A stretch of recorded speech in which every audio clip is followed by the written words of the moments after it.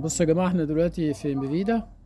تمام. دايما بنقول شجر الفيكس بنجامينا وشجر البازروميا من اخطر الاشجار اللي بتتعمل للاسوار، الفيكس والبازروميا.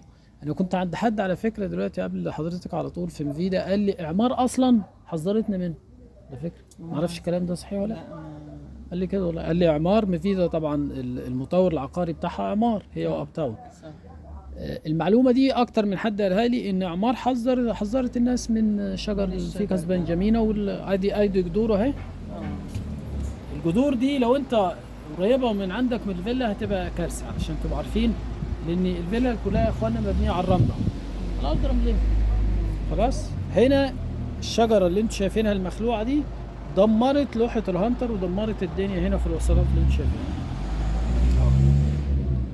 خلاص. الشجر ده محدش يزرعه يا جماعه، محدش يزرع شجر الفيكس بنجامينا، محدش يزرع شجر البازروميا.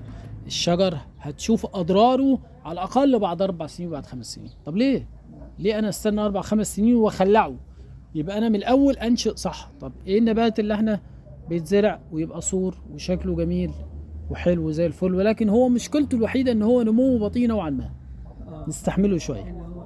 الهابسكس. او ان انا لو عندي سور زي كده، سور سياج حديد مثلا، وعايز حاجه تداريني، ولو ينفع اطول السور ده متر تاني او نص متر تاني لو مسموح عندي في الكومباوند، اعمل حاجه زي الياسمين الاحمر الاسكوالس. الياسمين الاحمر الاسكوالس، ياسمين هنبص عليه. الياسمين الاحمر الاسكوالس ده نبات متسلق ياسمين، الزهره بتاعته حمراء مش بيضه وكبيره قوي، وريحته نفاذه جميله جدا جدا جدا، وفي نفس الوقت هيداري مسطح زي اللي احنا شايفينه.